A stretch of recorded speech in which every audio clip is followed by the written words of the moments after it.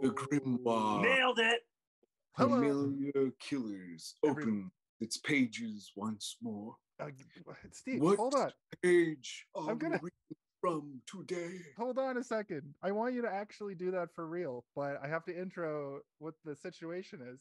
My name is Jason. That's what I was doing. That's why I was doing that. I'm going to tell you guys about who your guest is tonight. It's Mark. Mark, I didn't catch your last name. I see on this page. It's Nordman-Keller. It's quite long. Okay. And then your host for tonight. Your hosts for today are myself, Kayla, and Steven, but your main event host tonight is, of course, Steve. Let's get to it. What are we doing? What are we talking about this week? Oh, the grimoire, the pages, they smell old and good. But we do have a name signed at the bottom this week, a name unfamiliar to us. Nordman-Keller. That's what I wanted to do, Jason, and you interrupted it, you fucking prick. I didn't. You know how the intro goes? I did it the same way every week. You should have just let me do what I was doing, man. Okay. Anyway, it's fine. This week. Steve, are you on an iPad right now? I am, yeah. I don't have my computer, obviously, because I'm at my parents' house, but... Oh, cool. Yeah, it's fine. I think I sound okay. I don't know. I can't see or hear myself, but... I can hear you and see it just fine. You sound good.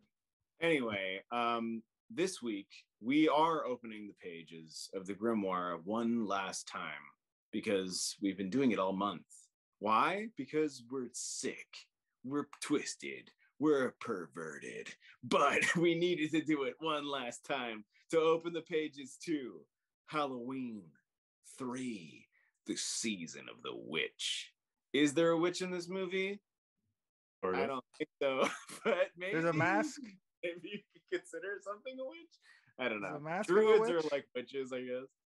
Witchcraft, yeah. Witchcraft. Is this movie? Is this the movie, The Origin of Scientology? Yeah. Didn't you see Xenu at the end? He came down from space, and we all saw him dumping a bunch of fucking spirits into a volcano. So, Mark, what we usually do is we go around the circle and we tell a tale of the first time that we saw this movie. And I almost 100% think that the first time I saw this was with you, because we had that stint in like our teen years where we're like, let's watch all the Freddys, let's watch all the Jasons, and let's watch all the Halloweens. Yeah. I'm pretty sure you were there for all of it. I definitely was. So how about we start with you? When is the first time that you saw Halloween 3, the season of the witch? Me? Yeah. So it was at your house. It was you and me and our other buddy Durak. And we were over, just like in your basement. And you were like, we got to keep watching them. And I was like, okay. There's 9 more. There's like 9 more, guys. Come on. Yeah, we watched that one. And you like, it's like where we watch like all the movies, like in your basement, in like in this like bedroom. So it's like beds off to the side, and there's like this long sort of room that you'd sit in, and we'd like lay out sort of and watch it. And like obviously the first time you watch it, you know, even as like a younger teenager, like it's a lot. Like let's say your brain's not like it's developed, let's say, so you're like it's a lot more impactful. And nowadays you can be like, maybe some of this doesn't make quite as much sense. This seems like rape. You know, robots everywhere. That could be crazy. And like I just remember I got later and later, and as we did it, you know, we just kind of got like quieter and quieter, kind of like focusing more on it, because you know, at first you just started to like make jokes like you always do when you start watching movies with your friends, and then like as you're progressing, you're like, well, this movie's actually like quite good. I'm kind of into this. Yeah, and then so like before you know it, like you're getting into sort of the apex of the movie, and like nobody's talking and everybody's sort of glued to it. Like most movies. You're like, oh my god. And that was like, I just remember that being like the first memory being like, it's one of those movies that get really quiet, that you get like really quiet with your friends with, which like, you know, if it's not a good movie, it's getting torn to shreds, like absolutely shredded for the whole entirety of the movie. And so, that was like the first time again I watched it with Steve. So it was, it's pretty good to be here to talk about it, 'cause it's pretty fun.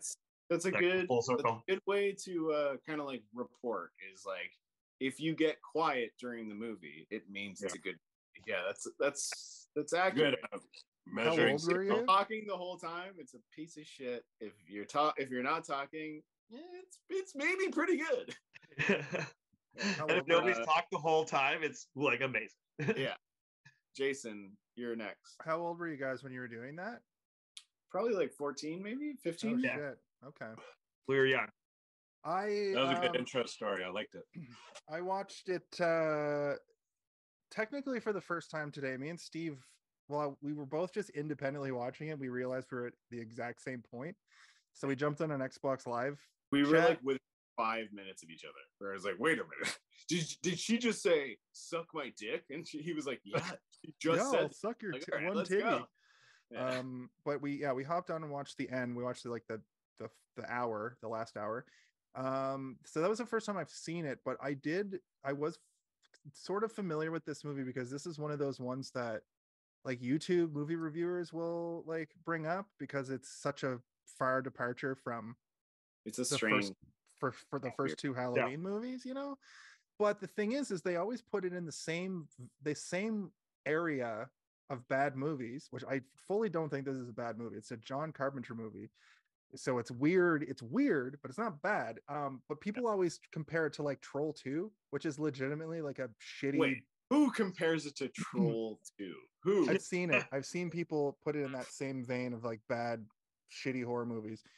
But I think that people didn't go into it with the right lens. And since we're so close to John Carpenter, because John Carpenter is a person that we've done like 8 of his direct movies, and then we've done the original Halloween. And Halloween 2 is sort of tangentially his thing. He's credited but not credited. He's like credited as like a ghost. It's like, but John then this existed on this set. He's like got a producer credit, but there's pictures of him online helping create the music.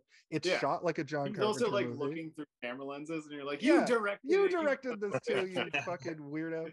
Anyway, it's that my first time watching it was today, but I was familiar with it. I just didn't realize that it was a kind of a banger, kind of a good, weird, kind of great. Yeah, it's more of a mystery. Did anyone look up the director? Was it a pseudonym? Oh, actually, God, the way you said that, Kalen, you said it like almost wrong? Like you're explaining what it is. No, it's not that you said it wrong. You just said it like you're explaining what it is. You know, like a pseudonym. It's his like pseudonym. It's not a name, but it's like a pseudo name. You know what I'm saying? I don't think that he used a pseudonym for this movie. No, the director's name is David Gordon Green. That sounds like a pseudonym. But there's a picture of this guy. There's a picture of this man. So unless he was wearing, maybe it's a pseudo picture.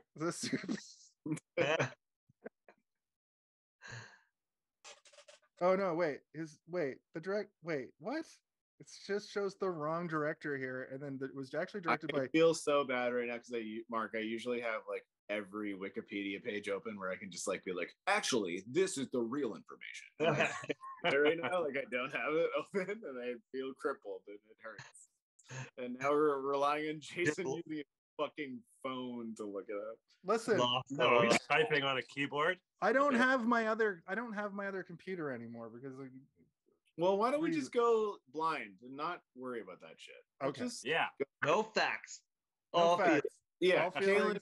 Kalen, when was the first time that you saw Halloween 3, the season of the witch? The season of the witch.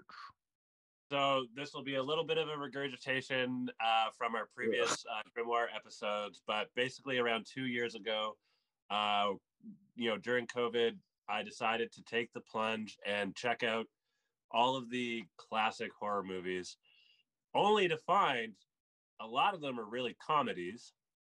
But so I saw this one 2 years ago. I remember. So Jason, I agree with what you said, and I'll touch on it more when we get to like our outro. But I had the same deposition of what to expect, and then it wasn't, and then it unfortunately did a disservice where I couldn't enjoy it as much as it's worth enjoying because it actually is a good movie. I watched it on Sunday a couple nights ago, and for some reason I forgot about the ending. So that almost kind of felt like the first time, like it felt fresh. And I also knew that it wasn't another Michael Myers, so like I could kind of not have that assumption. I'm picturing Kaylin watching the end of the movie and a guy screaming like, ah! And then Kaylin being like, ah! And then it ends and he's like, wow. This is a movie. Was there a car crash? Or car No, chase? he just screams. There was a car chase and an explosion. Yeah, but he just screams at the screen. The end, he just screams. Looking right into the lens. You got us. What's the car chase? When the mystery men are looking for the first guy, the father guy. Oh, I mean, it's not a chase, like it's not a fast chase, but they're looking for All right. him in a car. Tracks, Kaylin. They're in a tiny little white car, and he's hiding behind a fence. Like, they'll never see me. But you can clearly see him, and he's like, you'll never see me. And they drive right by him, and you're like, All right, Kaylin. Tracks. Just give us the business of when you saw it. Come on. I did it He 2 said years it. ago, and then the other night. And So it you're felt done like then. mid-talk. All right. Yeah. Now it's your turn, or I just whatever. wanted to make sure you were done, you know? Well, thank you. I appreciate that. I mean, my story is just a repeat of Mark's story, but I do want to make it important for our podcast that we acknowledge friends like Mark, like an old friend, you know, like someone that I've known my Like whole 20 years ago. But like Mark is one of the reasons that I did decide to watch all these movies in like one evening. You know, we would sit there and we would be like, let's watch all 9 Freddy Krueger movies. And we would do it. I remember watching the Jason X for the first time at Mark's house, and we all like sat on the couches with our like hands across over our chests, and we're like, this is gonna be scary. And then we watched it, and then we realized it's not scary. It's the goofiest shit ever. one of the funniest movies I've ever seen. Fucking nano machine, Jason. So I do think that these movies are also like, you know, they're not necessarily something that we need to like sit here and talk about to be important in terms of cinema, but they are important in terms of like making somebody that you love you more, because you can sit there and be like, I loved watching this with Mark. Like that's why Mark is here, right? Like that's what I love about it. And then you got to do that again today with me, Steve. That's true. Jason, I do Minus the love. stuff with you as No, well. he was like, And I hate love a lot you of the stuff whole with you as time. well. But Mark is one of my oldest pals, and I was really excited for him to be here. So I'm glad he's here. Thanks. But Thank you. the first time that I saw this movie was at my house, like Mark said, in the basement, like he said, in my room, which was like a weird long room. Remember, my room was like long, like it was like super long. And then there's like couches that you could like sit on, and we're like, how do we share this? And like it's like some people had to like sit on the floor, and other people had to, you know, like sit on the actual couch. And we didn't care so much about Michael Myers in terms of like the lore, right? Like I think we liked Jason, we liked Freddy, we liked Chucky, but we didn't really care about Michael Myers. And this movie just made it okay to not give a shit about Michael Myers, because you're like, oh, you can just make another Halloween movie without him, and it's actually maybe better. Like it's maybe better than the other 2 Halloween movies. This is another situation where the movies seem to be getting better, like pretty much every other series we've done, because this one I liked better than 2, and I've loved 2 way better than the first. I won't. Here's the thing about me, Mark. I don't other... like the first Halloween movie, and I know that makes me a plebeian, but like I found it to be extremely unscary, but also uneventful when I watched it 2 years ago. I'm gonna give it another chance down the road. I think that I did a disservice the way that I watched it. It was like daytime, and I was super tired. When you and Maddie have a little kid, and you want to freak that kid out. It would freak out a little kid, I'm sure. If you showed the first Halloween movie to like a 8-year-old sure. or a 6-year-old, they'd be traumatized. They'd be like, You might be able to vicariously enjoy that trauma though. That's true. That hit me really in a really weird way. At first I was like, that's funny, and then I was want to like, artificially create trauma.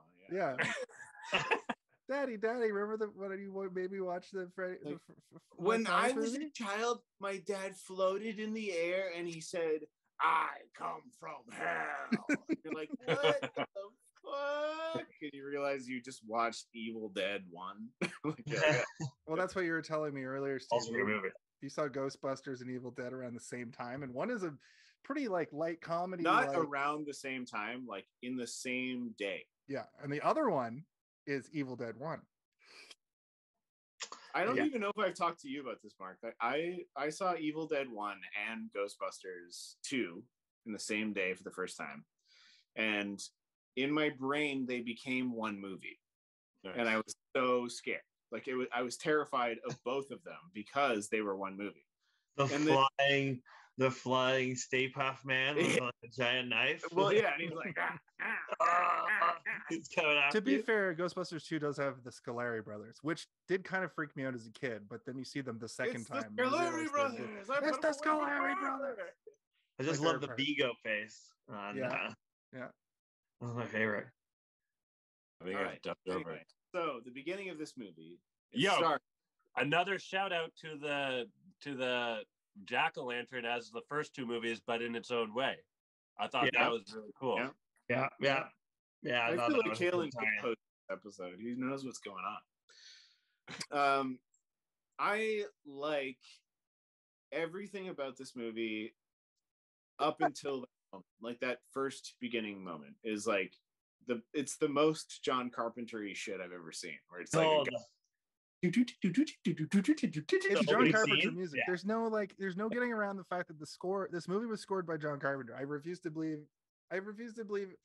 that he didn't just fully have his fingers in all of the pots, but especially the music. He's just leaning over somebody's shoulder. Yeah, like press this. That's what we're next. He keeps licking his fingers. He's like,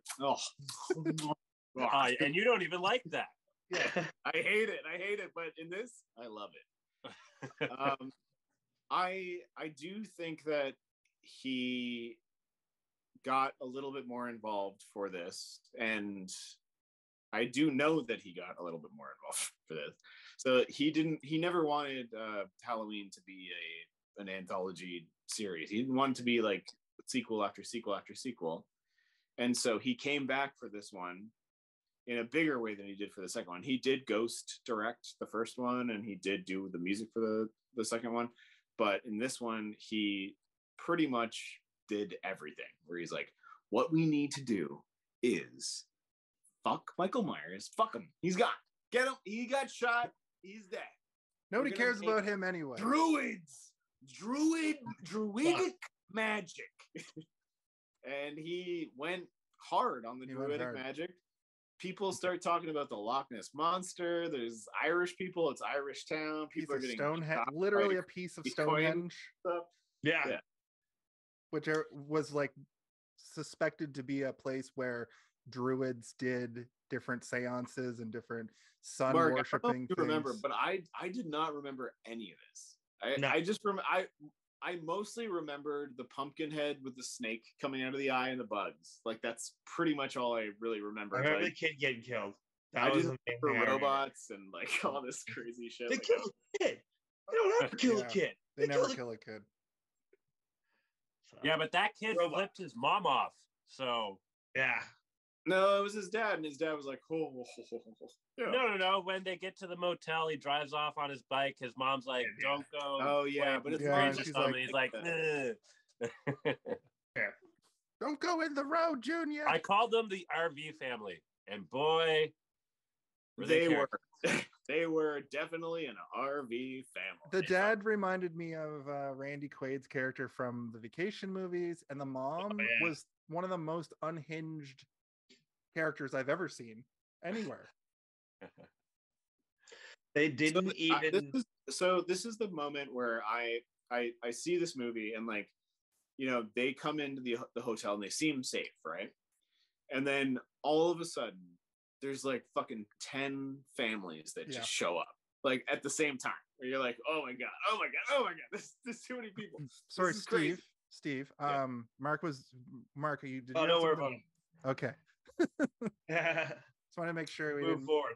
Well, okay. I want to ask you guys a question. If you could add a family or like a person that shows up to the hotel, what is the person or family that you would add, and how would it add to the dynamic of the situation? There were no teens. There were no like teens hanging out who like knew a little bit more than the adults. Does a bus full of teens show up like, or just like the local, teens who like know a little bit more than the adults. They give kind of like the hobo character, the unhoused character. Yeah. He wasn't They're really like, we heard that Michael Myers killed everyone here, but apparently not. But also, have you guys heard about druidic magic? Yeah, I guess I wanted to keep that teen trope out though, right? Like teens are always there. True. So, So but I can see why. Yeah, the teens were missing. That would be you a want a whole wild. bus of teens, or Jason, Or like just like maybe like a pair of teens. Like the couple who go get a room. Yeah. But then they become the heroes. If it's just a couple, it has to be a whole bus. Well, Or the there's a team, sucker couple who just gets smoked. the teen, unfortunately, in this was the doctor's like new girlfriend, his mistress. Like, what the fuck was that? Well, she's a robot. But she turned out to be a robot. Yeah. Turns out she's a sex bot. Was she a robot the whole time, or did they change her? Or they switch? I think she was. Like, she shows up out of nowhere. Like, look at her pattern, right? Like, so like she shows up out of nowhere, right? Is like, yeah, let's go looking, and I know where to go. We go over this place, and then like she's just like no grief. Is like, hey, let's have So sex. I mean, the sex was pretty quick. It's right there. She's known him for like 6 hours. They did a good trip across part of California, I guess, and boom, it's on. No grief. See no grief about her father at this point. And it wasn't she even sees like the car. That's the only time she reacts about her father the whole time. Like, what Dad's car? The rest of it, no focus on. a thing where they played up like the Right. relationship between what the fuck is the main character's name, like James or Dr. Dean? Daniel Challis. Daniel. I think. They show Challis? Daniel with his Challis. family. They show Daniel think with so. his family. The kids are like fine. They're a little shitty. The wife is a little naggy, but it's not played up like he's got the worst family ever. He's a busy doctor. It's played like he's an alcoholic who flirts with others, and that's why she left him. All right, Kaylin. That's who good would you- insight. He drops a mean butt grab. Like, Yeah. Oh, immediately. Within like the first 5 minutes. yeah, mean one to the I nurse. fully missed He that. wants to hog that ass. Yeah, He should have the, married her, apparently.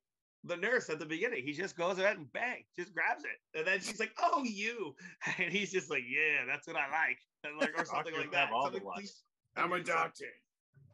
Actually, Don't worry, so my I'm a answer, doctor. Steve, to your question is actually in response to what Mark's saying here about Dr. Dan's character.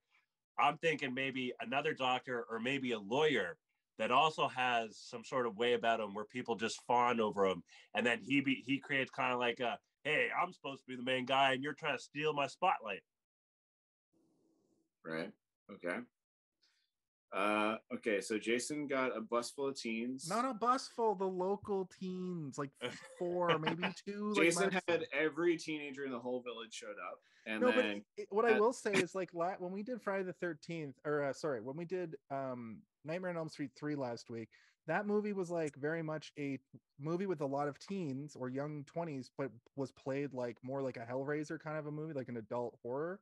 But this one is a full-on like adult horror. But the thing is it's not really horrific. no, it's about the guy. It's about the man. It's a mystery. Middle-aged man. It's a mystery to movie with how to horror get out of elements, town, with spooky John Carpenterisms. The only time that I'm actually like that's horrific are like when the robots get like stabbed and they like spit up that blood, or like the bugs and the snakes. And the main thing that has stuck with me is the implication Is it honey? Is it marmalade? What is that? I don't know. At the beginning, when Well. the guy gets strangled and he's in the hospital, then they send the assassin, who Steve will tell you who's played by that in a second. They imply that when he's putting his fingers into the guy's face to like, I was like, why is he stabbing him in the eyes? Later, they talk about what actually happened there, and he split his head open like a pumpkin, like that, like an avocado is what I thought he Halloween pumpkin. pulled it out, like he pulled this part of his head out, so like it was split like on the sides. Okay, but still, like that is psychologically horrific All right, to me. Mark, with all that information you just heard, what would you add to this? You can't To knock the- him for to keeping the- us to on the the- rails at least. To the I like okay, so you've got you already have right like them. There's a couple. There was that other lady. There's the family. His gut. So I'd have like some drunken salesman dude who is Okay. just like the down on his luck salesman, just slumming it out in the like I don't even know if he shows up. Like he just pops out. Right, he's already there. Like, This is he Mark. Is this your insert character? You're like, I Yeah, want like- to be in the movie. It's He me. did- no, It's he's- I'm no, in he's the just- movie. No, he's just gonna like you ask who's gonna get at the motel, so he's just added in the motel. He pops out of the motel, right? Like drunkenly added in, and just starts like adding in information that probably is maybe not even right.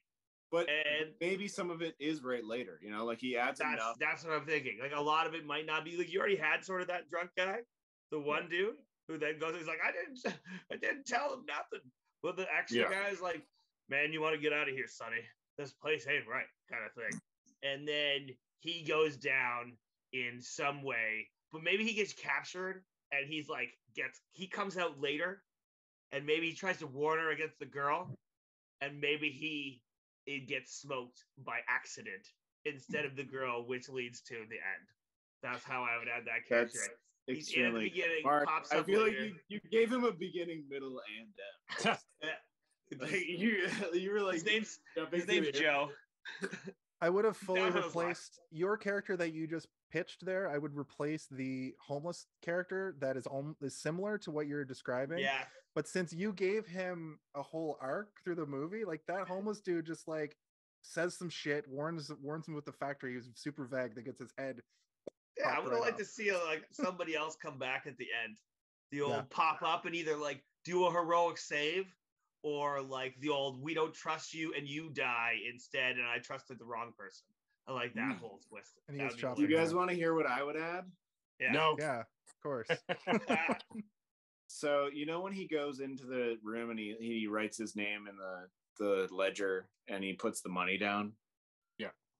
I would love if he left that room and then you just see like a hand like go down and like rip that whole page out. And then it zooms up and he's like a very Asian looking man, but he's wearing the same gray suits as the gray suit guys that you see the entire time. And he is just like following them the entire time. And he starts like killing people. And like throughout the movie, he's just like an assassin for like another company that also has a Blarney Stone or whatever the fuck. Like he's just some other fucking assassin. And he's like killing all the assassins. Like at one point they're like running and like all the assassins are fighting, and then he like lands like and like starts killing all the other assassons. Wouldn't that be cool? That's a different.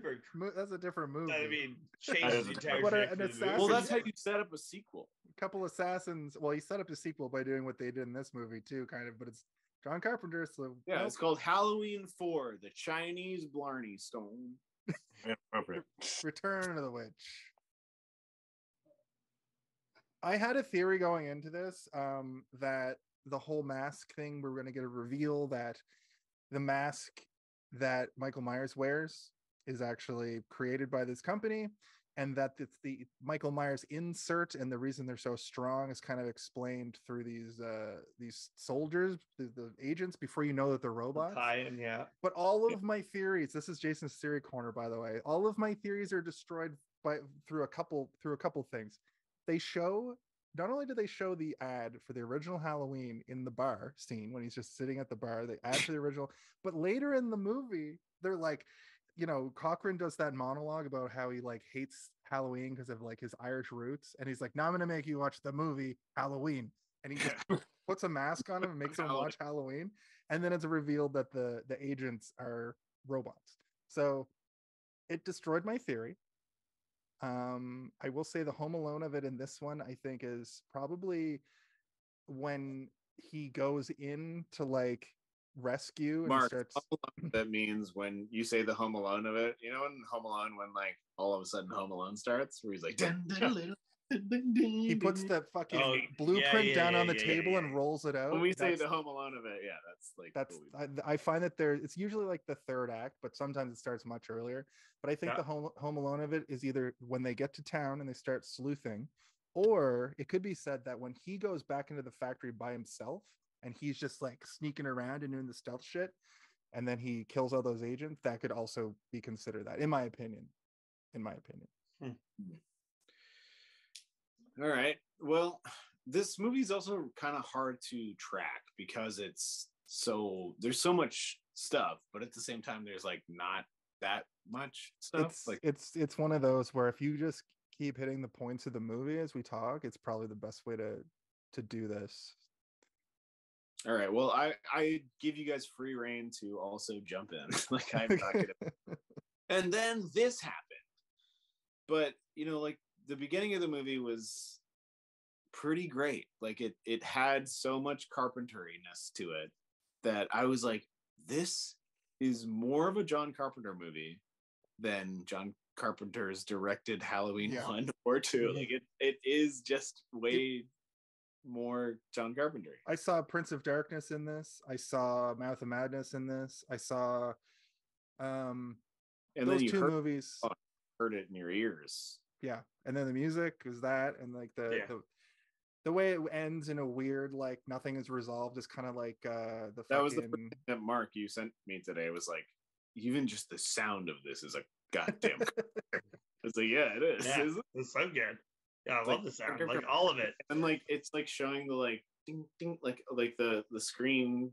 The screens are moving, but like it's moving with the sound, and you're like, John Carpenter really knows how to edit a scene to have the music paired with the scene, even if it's bad, which it is kind of bad, but it's also like if Danny Elfman can do Coachella like he did last year, fucking John Carpenter should do a set at Coachella with a symphony and do all his classic themes, because he like the Halloween theme is like as iconic as like The Simpsons, I'd say. It would get the people going. Or Batman. I think it's maybe even more iconic. Yeah.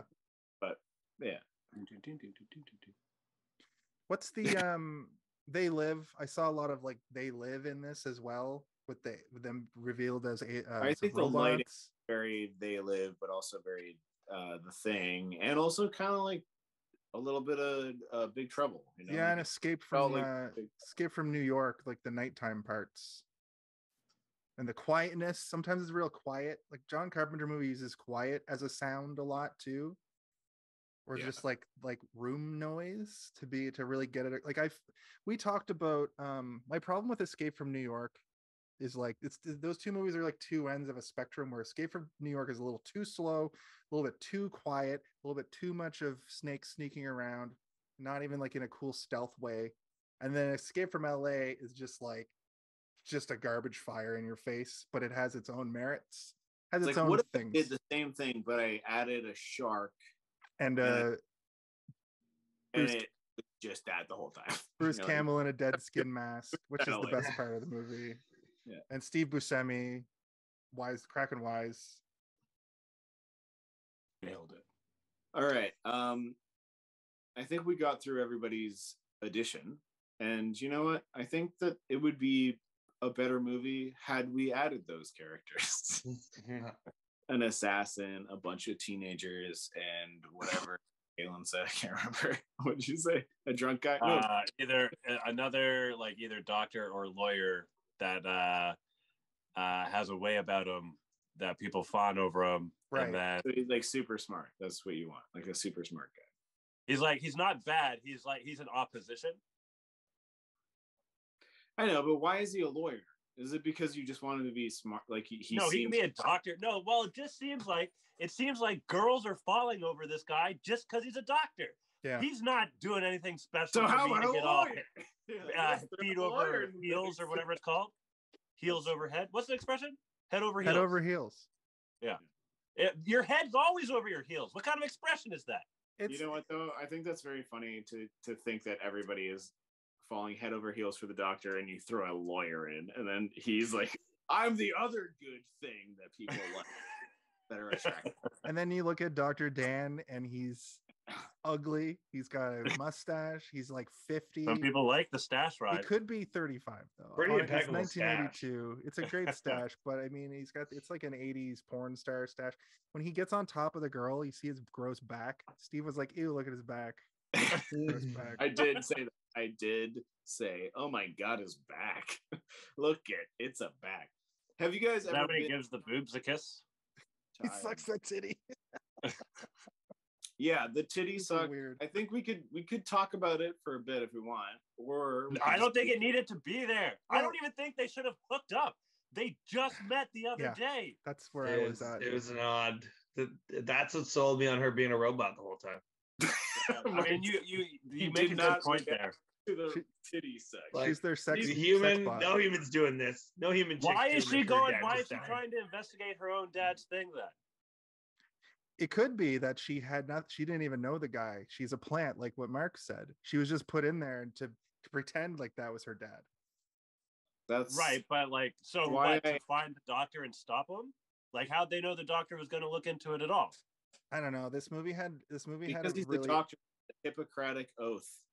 It had a really unintelligent, like M. Night Shyamalan twist, is what I kind of noticed about it, or a series of like. The robots were cool, but it's dumb, and her being a robot is cool, is interesting. But have you guys ever met a doctor though? Like they do often make crazy decisions that are like dumb. Yeah, because like, I need to do this for the betterment of humanity. Like they will do crazy shit. I gotta feed these kids Hypnosol so they don't dream. Like none of us know how to. None of us know how to like take blood from someone, but I do. I can figure it out. Okay, fine. None of us know how to inject blood into. And do any of you guys wear a hanky out of your back pocket of your pants? Do I? No. Either any of you? No. Do any of you wear a pocket square at all? No. All right. So hold on. I want to know where this is going. Mark and Jason, I gave you guys a vial of blood in the back of your pants. Check your pants right now. Now attack Kalen and inject it into him as hard as you can. I want to know what you were talking. I want to know where you were going with that, Kalen. I don't. He's got a hanky. It's like he's a crip, or well, maybe not a crip. Maybe he's like a. What's another? He does. Gang related well, things. I've got a TV. He does. He's walking around with it, flapping around. Isn't the hanky supposed to be a signal in prison that you're DTF? But also that sounds kind of familiar, but I don't know. But also like just rockers do it as like a style. I don't know about the pocket. I don't know what the. Maybe he likes milk and he needs to, just clean it up afterwards. Could be. Milk. Could be. Yeah, maybe it is an odd. It is. He wears a plaid shirt and it's plaid, so maybe it's sort of like the suit thing. It's supposed to tie it in.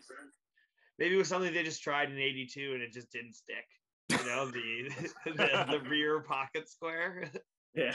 The thing that made it out of the 80s though was the mullet, and that's another thing that this guy has. It's not a full mullet, but he's got that fucking distinct 80s hair.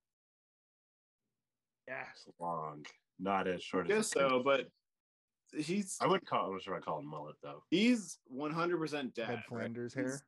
He's 100% dad. Like he is dad, right? Am I wrong? I say dad or dad. Dad. I called him dad all like the main character. I called him dad all through my notes. I didn't fucking know what his name was, so I called him dad. I called him doctor, and I called. We all got uncomfortable when he sucked on that titty, right? We were like, yes. Yeah, it was weird. Like, watch your parents do it. It's a trope that in horror What did he movies, say? Like, how could you ask me that? Or you already know. I forget what he says now. Yeah, didn't he ask the next day, like, are you legal or no, something? right after he had sex with her, he goes, aren't you a little bit tired at all? And she goes, I could go all night or whatever. And then he's like, also, how old are you? And she goes, old enough. And then he's like, good enough. And then they have sex again. And that was After round disconcerting. And then he puts his ID next to her ID on the. He was like, yeah. uh-oh, I'm going to jail. I guess she was a robot the whole time. If she's a robot, she didn't actually say a name. Listen, if it's a robot, it's legal. 2 years old. She could be 300 years old. Robots, you'd never know. It's true. One of the reasons that this movie kind of like makes me go ugh, ugh. Like the whole time I'm watching it, I'm like ugh, ugh, ugh, ugh. It's so unnecessary. I want to know what that writer's room was like thinking. And there's a bunch of perverts in there. Is that scary? Like, is that supposed to be? It's a movie for adults, so we have to put some adult subject matter in it, even if it's. No, I don't think it's scary. I think it's supposed to be sex sells. I think it needs to be more pervy. I'm more with that. I'm more with what Kalen said. Yeah, like it's horny. The studio swooped in. And they're like, "Hey boys, we're gonna need a sex scene in here." They're like, "It doesn't matter," and they're like, "We're gonna need one. We're gonna need have a sex scene on a titty." We need. I want to talk about that for a second, though. It is a trope that horror movies have to have some sort of frontal nudity on a woman and possibly a man's ass. This has a man's ass. We used to almost see the whole. Also, who puts their pants on with no underwear? Oh 80s, yeah, people in the 80s. I don't think underwear was invented until 1992, if I'm being honest. But he also yelled that when he put his pants on. He said, "Who puts pants on with no underwear?" As he, I heard it. But this movie has the weirdest fucking nudity I've ever seen in a movie, where you see her get out of a shower, you see her like nude, but you only see her from the waist down as the translucent door closes, right? It's foggy. Yeah. It's closing. You see like the side of her. But as it closes, she's putting on like a towel, and then you just see bush, which is like, what the fuck is happening? And then when you finally get the point where I was like, oh, now they're going to show breasts, he covers up her boob with his head to go in to suck it. Yeah, and he yelled, "Sucky, sucky, sucky, sucky, motherfucker!" It's just, and then they picked up the comforter of the bed and wrapped it around her. She didn't even dry herself off. Grabbing that fucking comforter. It was bizarre. This movie has no boobs, but it has full bush. And there was no nip, right? There was no nip other than when he was going to suck on that nip. And at that point, we were all like, "This is not nip we want to see. No. We don't want to see this." He had small nips. I noticed that. Okay, well, we saw man nip and man ass and balloon knot. We saw balloon knot. We saw Rusty Wagon Wheel, but we didn't see any titty nip. Okay, I'm gonna go. Bye. So they are in the hotel, and that's when everyone shows up. And we already did the funny bit where we all decide who gets to show up as well. But after this, it's sort of like the mayor shows up, I guess, like to show them that he's like. Well, he's the owner of the factory. That's Cochran. That's Cochran. The owner of. He's not the mayor, but he basically runs the place. He owns okay, so when they're driving there, they kind of explain. I think she's meant to be reading like the history, and it was just farmland, and a rich millionaire came in and bought the farm, turned it into the factory. I was expecting a comically huge factory. Then you see the factory and it looks like a converted school. It's like a barn almost. Yeah, it's small. And then they go underground and it's way bigger underground. Well, we find out too, they get there later in the movie, they go on like a tour, and there's like a kind of a museum of like toys and masks in the basement. And we find out that Cochran was actually like a big toy manufacturer at some point. And it reminded me of like the Toys movie a little bit. This part reminded me of the Goosebumps television show. Like it made me realize, we're watching a movie of a Goosebumps episode. They made one of those. Those Goosebumps movies just incorporate like a bunch of books in one. Yeah. Where the TV show is each individual book was an episode, and this kind of felt like the Mask one. except for there were no like kids dying with snakes coming out of their eye. Which was a great special effect, I have to say. It also would have made that episode better. It's true. Yeah, probably. I loved that show as a kid, though. Like this is horror for kids. Like imagine I'm a kid. A snake was coming out of a masked kid's on eye. YTV at 9 p.m. on a Saturday. We would all have horrible nightmares. You can sell to your parents like, "Oh, it's just made after a book that I read." Exactly. And they're books? Just like, "Cool, go watch it." Go watch it. Are we all full of bugs and snakes, and Stonehenge just brings it out of us or something? I think so. Okay. I think that's the implication. When I was a kid, though, compared to Goosebumps, like this movie is actually an episode of Are You Afraid of the Dark? Because that shit was actually scary. Yeah, I'll give you that. Yeah. I liked Are You Afraid?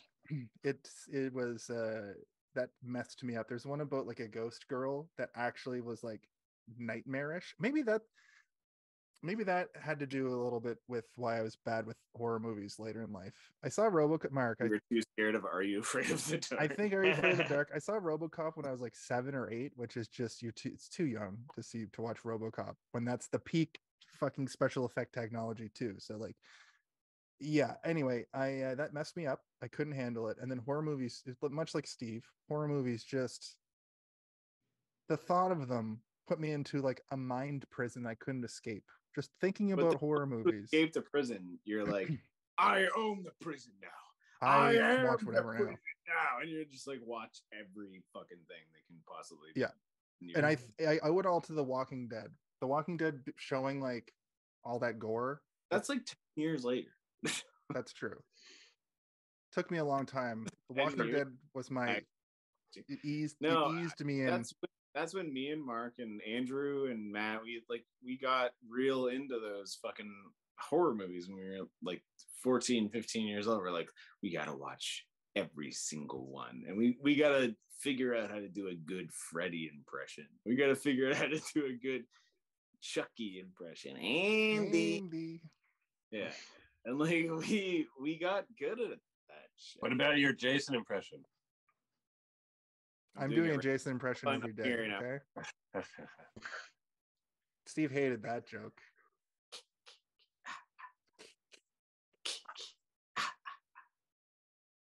Jason, you need to sucky motherfucky. Jeez, Jason, you don't attack me. I've got your mother's sweater on. You don't attack me. And she tries to stab him, and then what I'm saying is that some of us learn the lesson early and run towards it, right? And some people stay a little bit further away for a longer time. And Jason, that's what you did. But I like that though, because it makes you more mature when you watch these things. Whereas me and Mark were maybe little baby boys, and we're like, "This is great! This is great! Look at these people getting their heads cut off and shit."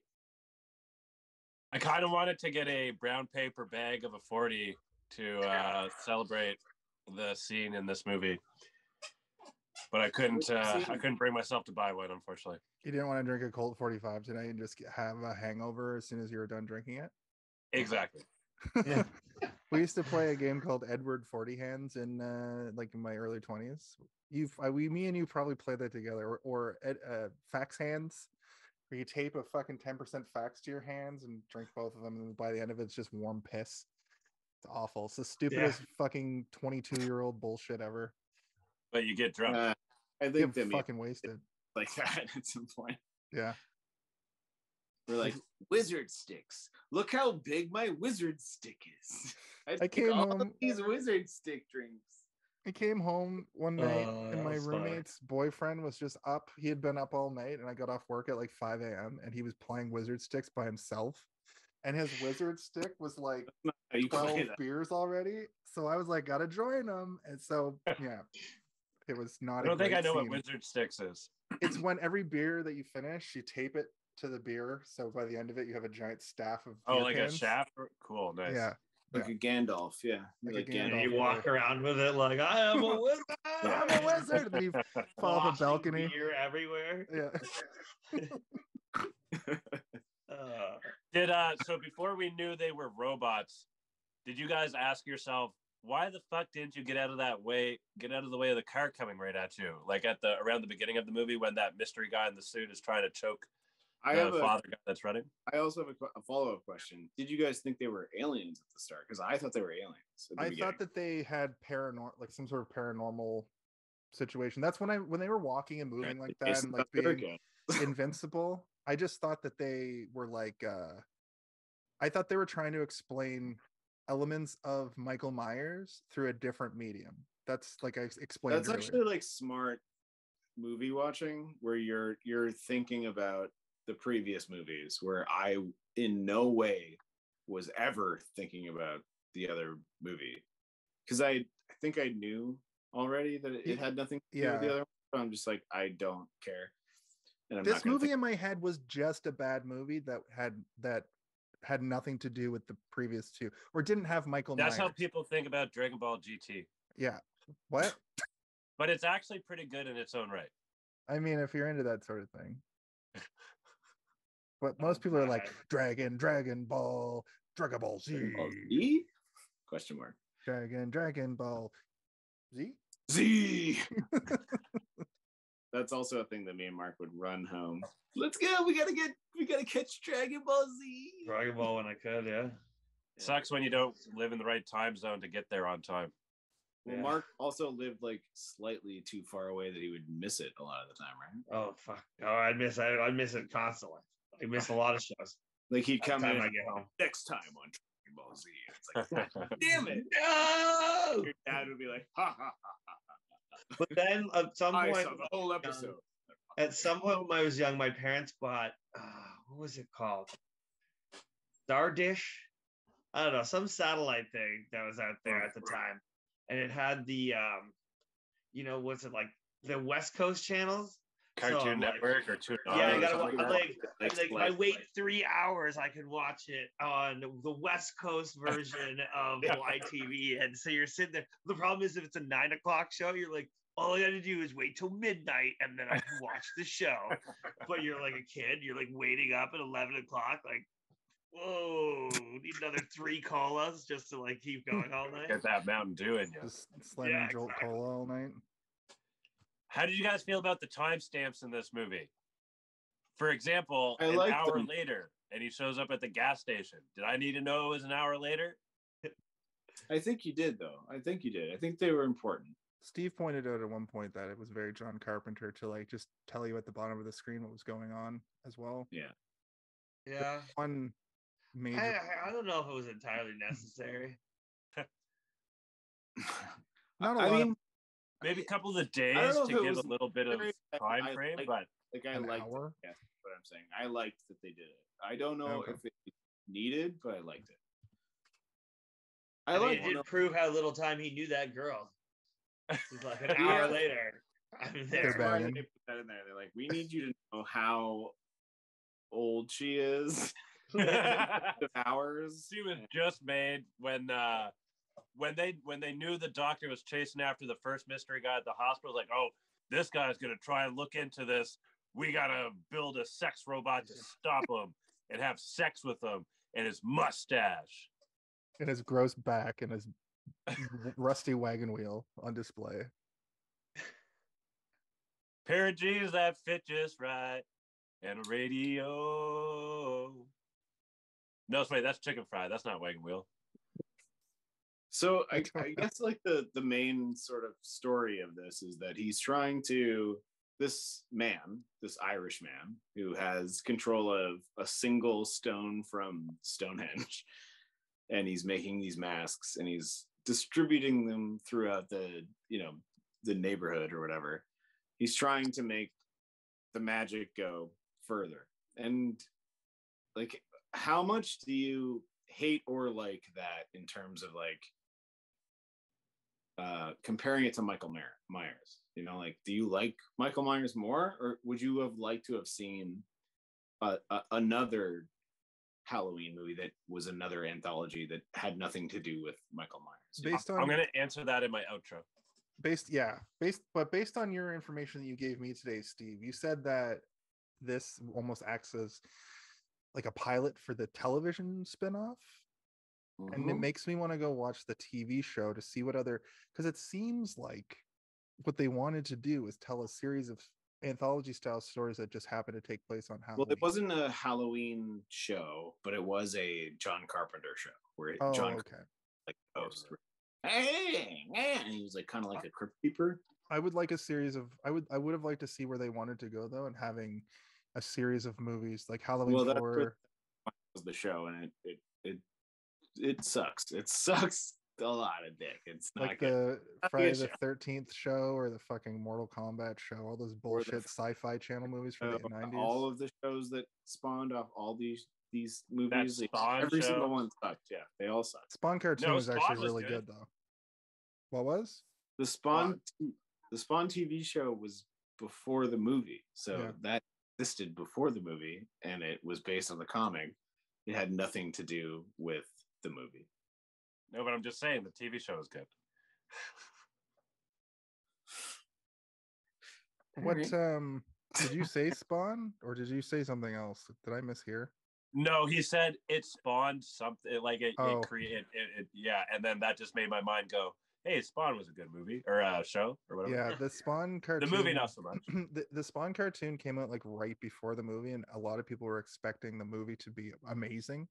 Yeah. And then we've all seen Spawn. It's not amazing. It's a trash fire that I liked when I was 13. I like Spawn. When I was 13, I thought I was like, oh my God, they finally did a comic book movie correctly. Then you go back and look at all the weird cape. They spent all the money on the cape. That you only get for like 1 or 2 scenes. Because they had a really low budget to do just cape effects. And then Michael Jai White's pretty good in it. But like, anyway, this isn't a podcast about the Spawn movie. We'll talk about that someday, I'm sure. I like the Spawn movie, but in no way do I like it in a way that I'm like, they finally did a comic book movie right. No, I'm just like, this is good. It's fun. When I was a kid, like that movie came out when I was like in 1998? I was like 14. They'd never done anything like that on the screen really before. So we've confirmed on the show now that Jason was a stupid 14-year-old. I'm just kidding. If you guys were a nurse or orderly or doctor, would you stop the mystery guy from leaving the patient room after? No, not at all. No. I mean, I guess it's a 19. First of all, my question about that whole scene. Let's take a step back there. Yeah, that comes up with a good question. There's 2 people for an entire hospital at like whatever time. That's all they had the budget for. Like, I guess other people came out, but then when the other people come out, when he blows up the car, there's like 5 of them. So the only thing I can surmise is that there's like 1 nurse, 1 doctor, and a bunch of patients. Yeah. And like, that's the hospital you're getting. That's the 80s for you.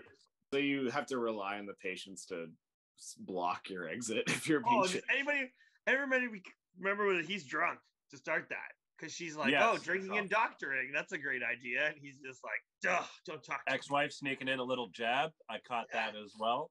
I was like, okay, 82. All right, settle in for this. I fully didn't pick up that those 2 were at odds. And now it's in retrospect, I'm like, she was a little bit like snippy to him. Yeah, exactly. And then he's never there to pick up the kids. Yeah. He's, again, I mentioned earlier, flirtatious with the other staff. This new chick she just met. Like, I'm thinking his drinking and his flirtatiousness was the end of their marriage. That's true. And I will say that I've mentioned this on the show before, that the first time I watch a movie, I usually like, this happens when I play video games too. I'll like miss the first little bit, even though I'm paying fully attention. It takes a while for like the movie to like hit my long-term memory or something. So if that stuff was all mentioned like later, I would have fully remembered it. But since it's like the movie's fresh in my head, I'm trying to like put together what's going on. My brain just has this thing where it just glosses over, like early episodes of seasons of TV shows. It happens to me too. Like, I don't know what happens. That's the fun of rewatching things. Exactly. Yeah. Exactly. It's because the next time I watch this down the road, someday I'll put this on and be like, oh, this fucking, I see all of it. I see all of the things that we talked about on that episode now.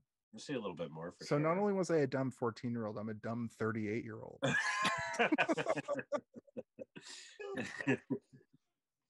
You weren't either. I was just kidding around. I know.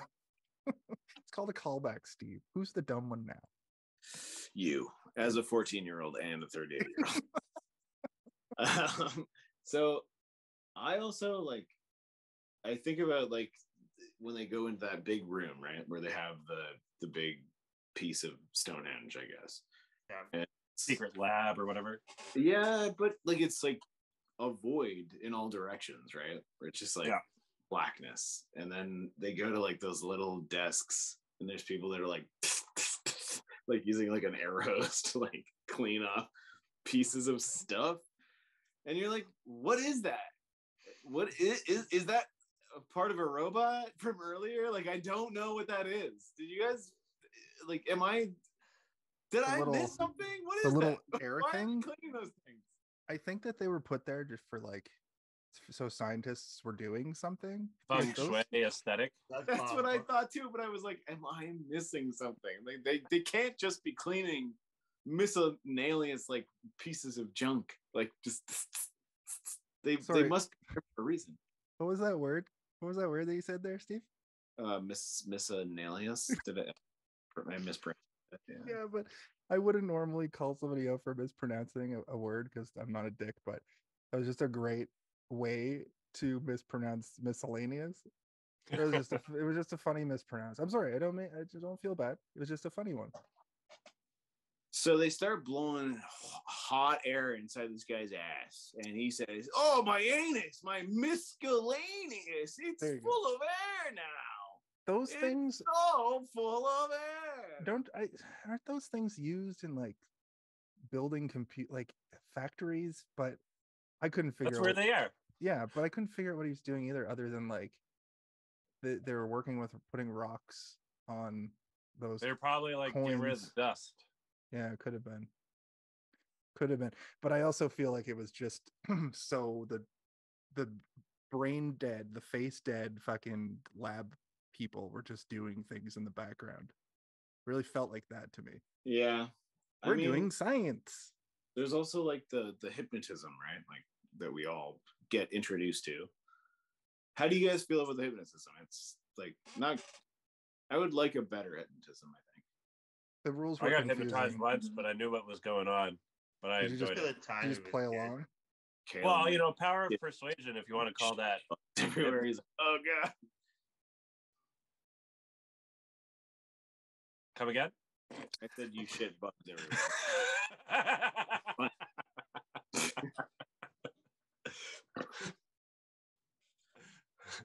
We don't normally have these like weird little breaks in like lulls because I think it's because Steve's not on a computer, and it's making it like there's little breaks in our conversation.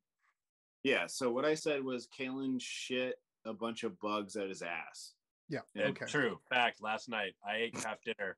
Kids, craft dinner, no. I had craft dinner 3 nights ago and I didn't shit myself. Do you make yours nice and creamy with milk? Mark, did you remember the snake? Yeah. Did you remember the snake? Okay, I was gonna say that was one of my. I loved that part. Like the kid. I don't remember the snake from when I was a kid. I remember the bugs. I don't really remember the snake, and I definitely don't remember it biting the guy in the leg and killing him. But I remember, like just the way I thought that, just like even for the time, the way that like the mask melted on the kid's head. I thought that was really cool. Like even to today, I thought that stood up even in 2023 because it got all rubbery, and then like there's like the blood behind it a bit, and then the bugs came flying out, and I was like, all right. Where do you stand on practical versus CGI, Mark? Oh, I'm a practical guy 90% of the time. I think CGI has come like a long way, but like, I mean, especially in horror films, like horror films, it makes no sense to do CGI in my sense, and then like horror films extend to like. I'm a big Star Wars guy, as Steve said, like in the beginning. Like you can't beat the mechanicals, like all that kind of stuff. The practical, like just everything just looks better. Even if it's like you're like, oh, that's cheesy or whatever, you'll be like, I'm gonna give you 10,000 more points for trying than to be like, hey, cool, we threw in front of a green screen. Although Carpenter does like a few, like he likes his like running away green screens. Have you ever noticed like the flame, something's on fire in the background, and they're like, "Let's get out of here!" And he's like, "We'll film this later." Yeah, like when they're walking away from they're running away from the building towards the end. I mean, I don't know. Yeah, that looks pretty bad. He's such a practical guy. It might not have been a green screen. It might have been just like some giant TV screen that they put behind him, and he's literally playing the fire as they drive away. And he's like, "It's so practical."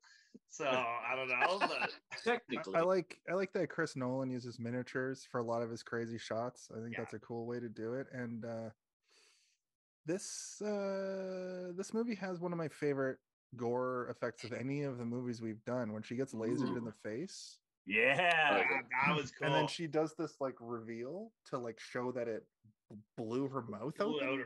Yeah. That I thought, awesome. and then just one single, like, I don't even know what kind of bug that was. It was fucking gross, but also like it's so cool because those guys come to get her. They're like, she died from laser coin. We have to go get misfire. Like they just showed up. Like Cochran also shows up, and they're like, shouldn't she go to the hospital? And he's like, look, we have the finest medical, and she's never seen again. Finest medical facility. Her face is melted. Her last name is Gutman, which I feel like is like some sort of pseudo name. Pseudo. He's not gonna hear the end of that, at least not for this episode. I've never heard that pseudo name. I feel like it's like the writers being like, sure, she's gonna get gutted, man. Gutman. I mean, the kill with the face, not her gut. True. Sir? The kill with the lady with the lab tech when they rip her head off. Oh, that was also pretty cool too. I thought that was another really cool, like not scary, but like gory. I thought that was really cool because she's just like, I thought they were gonna go in because they baited it like he was gonna do the old eye stab again. Yeah. But instead he just rips her head straight off. I was like, but oh. I thought the lab tech was the drill. Oh, sorry, yeah, she was the drill. No, I think you're thinking of the homeless guy. The homeless guy got the head popped ripped off off. with the really and fake the spurting, looking. that shit reminded me of Quentin. When you get a little bit of a spurt out of the neck, that was I liked. That was Quentin cool. Tarantino. Sorry, I was mixing the two up. The reason why I'm saying is she's on the screen behind me right now. And she also flirts with the doctor. They have a little kiss. This guy is picking up everywhere. Yeah, and he calls her up. They different area codes. Actually, no, they're on the same area code, but still, the song applies. This guy is, he's all over the place. He's laying pipe, which is such a John Carpenter character thing to do. I feel like that's a trope. Not that it's happened in other movies. I mean, but it feels... so I know we're talking about John Carpenter movies. Like, what type of John Carpenter movie do you like the best? Like, he makes so many different things, right? Like, what do you like the best? You've got your Big Trouble in Little China. You've got The Thing. You've got movies like this. You've got everything. There's so many to choose from. Like, which ones do you like? Mark, I like this. I like the adventure. Like obviously Escape, the two Escapes. Like just the way like he draws out like the adventure. And there's one. What's the one where he's on Mars? Like that one's like a little bit more underrated. Ghost of Mars. Or Ghost of Mars. We talked about that in February. Yeah, but I think he could. I think that we watched Ghosts of Mars the same night we watched Jason X.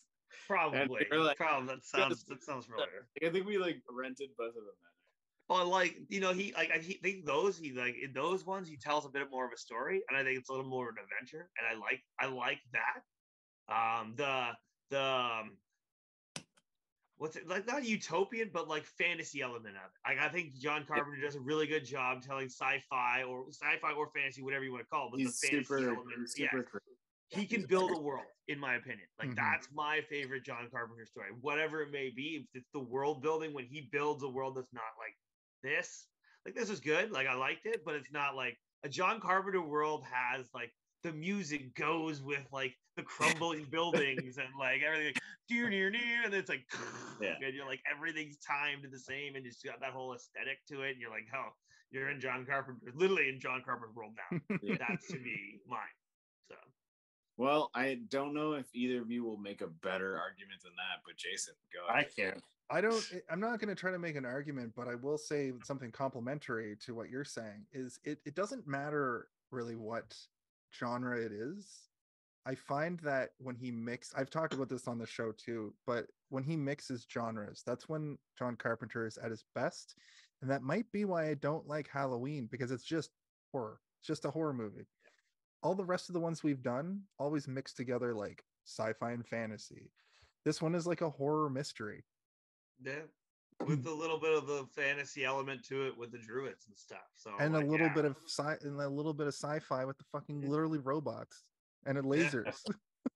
Robots and magic, that will be my outro about the robots. What's the point of the robots? What's the point of it? Just to be cool. They're like Oompa Loompas. It's like the Matrix too, a little bit. I mean, what else? Okay, like I can't. Like, what else was coming out around '82? I guess, like, there was a lot of sci-fi stuff around. Outland, Return of the Jedi. Outland and Return of the Jedi. So maybe you needed to throw in a couple robots to stay current. Is all I'm saying. We also fully are just assuming, because of the movie we watched, that John Carpenter was involved more than he lets on, because we have so the producer credit. Got his fingerprints. It's got exactly. Kaylin, you're right. It's got his fucking fingerprints all over it. Like he's manhandling that camera for sure. Like he's on set being like, point it this way. Yeah. Point it this way. Point it like this. Yeah. And they're like, okay, John. Okay, John. The way he handles like room context, I don't know what it's called, but like the way that like when somebody enters a room and the continuity, and then like they turn around. It's called blocking, and blocking. He's very good at blocking. He's awesome at blocking. Yes. Thank you, Steve. Yeah. It's one of the weirdest things because like he's not amazing at who's amazing at blocking is Steven Spielberg. Like Steven Spielberg is like the best blocker who ever existed. Like sorry, I'm gonna fucking start sweating over here. Like he knows how to block a scene. Steven Spielberg can look at a room and be like, the camera comes in from here, and the children coming from here, and the parents coming from here, and then another camera comes in from here. And like that's like Steven Spielberg's brain. But John Carpenter can do it like the camera is set here and it stays here. And then they come in and they walk and they have a conversation. And then maybe I'll take the camera and I'll put it over there. But I'm going to maybe just leave it here for a while. Like I'm maybe going to leave it here for as long as I can. And I'm going to make it a really good shot. And then if I need to, I'll move the camera over there. And like, that's how I feel about Carpenter. I kind of jumped into my thing. Sorry. What I love about John too soon. He knows how to fucking set up a goddamn shot, man. He knows how to set up a shot. He fucking knows how to do it. He's so good. Cheers to that. The 80s, like I think the only 80s director who is better than him is what's his name? The guy who made RoboCop and not Terminator. RoboCop. Roland Emmerich. Starship Troopers, and he made Total Recall. I can talk about this guy all the time. Paul Verhoeven. Paul Verhoeven. Paul Verhoeven. He's maybe the next one who's like, I also know how to put a shot in order. And all of you will listen to my shot orders. Now watch Showgirls, and I'll give you what you'll need from it. You remember that moment in Starship Troopers where they're playing football, but it's like weird, super futuristic football? They're like doing flips around and stuff. Yeah. Oh yeah. I remember that. It's like like weird, tight. But he films it so well. He's like, like they're like just like leaping through the air and shit. It's so good. Sorry. Okay. Would you expect the RV Father to be the highest seller of Halloween masks in the country? Good question. No. Is that implied at one point? I thought. That's why he got invited to the factory because he was like the number one. I can sell these like fucking hotcakes. Oh, okay. I got a question for you guys. Which mask was your favorite? Pumpkin. Pumpkin Mark? looks weird to me. They I all mean, all the three of the pumpkin was masks really cool, but I So- think like some of the goblin, there was like the green one. Like they just had him on the side. it's the witch. It's a witch. Yeah, the the titular witch. Yeah, so that one was really good. And But skeleton. it was just you only saw it though in the shop though, right? They never actually who wore it. The daughter wears it at the beginning too. Oh yeah, at the Yeah, very because beginning. it's giant. They look hilariously giant on his kid's head. Yeah. Yeah, that was like so. What I just remember seeing it in the shop because they also that's the one that like to me the reason why I like that mask too is that's the one that they're making when they go through with the latex when he does the tour. He pours it and they hang it. I'm like, oh, that's so cool. Those masks, I thought, had a real horror movie practical effect quality to them, where they were like overly detailed compared to like everything else. And they do a really good job at the beginning, where Dan brings in the shitty fucking like dollar store masks. Yeah. And then mom is like, I already have masks. And then the kids walk over with these, like, monstrosities on their heads. But that was also the moment where I think you said this aloud and we were watching it together and I was like, are these masks getting power from Jason's mask? Is there like a Jason mask somewhere in... You mean Michael? The Michael Myers mask. Yeah. Sorry, yeah. That's what I was saying. Like we were talking, like I said that at the top of the show. My theory before was just all completely debunked by little things that happen, almost like in your face, Jason. You think you know what's going on here? Well, no, Jason, no. Mike Myers is actually a character in this universe on television, like meta Deadpool style. I thought like maybe this Cochran dude made the Mike Myers mask, and that's giving the power to all of the kids. But then it just turns out that the Halloween movie also triggers the masks. That whole part where he's got the mask on, where Dan has the mask on, he's trapped. Right before he fucking whips. No, I think it was more like a countdown. It's like watch this until the commercial thing comes on. It's like speeds up. Yeah, how about when he throws that mask right on the camera? Right, perfectly. That was perfect. It was a crazy shot. I was like, whoa. And then it made me think that this movie is over. I was like, the movie's over. If he did that, the movie's over. He's right? have no he does kind of go into like there's an action movie element of it when he finally sneaks into the room with the scientists. He figures right out in that the middle of them. He just pours all of the remaining like coins or whatever they are on the logo chips or whatever they are. Yeah, they all short circuit. He gets behind a rolling cart. I just watched it like 5 seconds and like, sneaks past them with the that's also cartoon comedy for sure. Both masks. Yeah, it's a mask card. How did nobody notice that? Right? There's just a cart full of masks going across, and nobody says anything. Like, don't worry about it. They were, they were working. They're robots. Maybe they were working away, blowing away with the dust. They're blowing away with the dust. Like Steve said, they had a lot of work to do there. Yeah. With the arrows. They're blowing hot air on things, and So we got to the end, guys. We're at the end of the movie. I don't really understand the end of the movie. Like I felt confused. It takes Dan the whole movie to figure out that the commercial, the hypnotism commercial we see through the whole movie is actually what's activating these masks. But by the time he tries to remember him being like, shut it down. By the time he calls in the commercial. What's weird about that ending is when it's like he's talking to the people at the broadcast studio in real time and they're trying to turn it off. They call the TV studio and they're like, who are you? Who's this? But they're calling the TV CTV or global television or whatever. It just gets the person like hello, covering the broadcast on Halloween you night. You gotta turn that pumpkin broadcast off. I'm sorry, sir. We don't have a pumpkin broadcast happening right now. You do.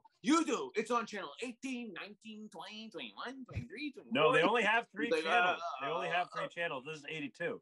But what's weird about it is it's almost like the person, this is how I interpreted it. The person at the studio is trying to turn it off and it keeps turning back on because it went like no broadcast signal or whatever on the screen. But that would have been more cool. No, they flipped the channel. He went to the next channel. Oh. But imagine imagine why the fuck are kids at a gas station late at night why would they trick or treat at a gas station? Have you guys ever gone to a gas station? Like, hey, give me Dad sent them down there for a pack of smokes, I guess. I've met a lot of people in my life. Okay, one person at a time. I would say, Kaylin, out of everyone I've met in my life, you are the kind of guy that would trick or treat at a gas station for sure. You would be like, this gas station's probably got candy. I mean, it's true. You're not wrong. What were you trying to say there, Mark? Sorry. I was saying maybe it's 82. Maybe they sent down, Dad sent them down there to pick up a pack of smokes on their way through trick or treating. It's true. 82, yeah. He's got to swing through at age 7 or whatever. Or maybe they're just trick or treating smokes in 82. Here's a pack for you. Here's a pack for you. So I had always thought that the masks turn them into like soldiers for like whoever the big bad was, but it just turns out that it just fucking melts you into snakes. So is the implication at the very end that all of these kids are going to see the ads and just get melted into snakes and bugs? I think the implication is that that old guy hates children so much that he wants them to die. These kids would come to our door begging me for candy, and I said, no, we are poor too. Or something like that. He's calling them for the gods. Yeah. That's true, yeah. They call them on the burning stone. That's a pretty mean god, but cheers to you, I guess. Just calling children. Yeah. Yeah, this is actually a sequel to Prince of Darkness. I'm down with that. Prince of Darkness came out. I mean, I guess before we hit the end, do you guys, one by one, I'm gonna ask you guys, do you guys think that this is the best Halloween movie? Like, or if you have one that you like more, speak up about it. Jason, you first. So of the 3 movies, Halloween 2 is the most coherent, and I didn't like Halloween 2, or I didn't like Halloween 1 so much that Halloween 2 was significantly better.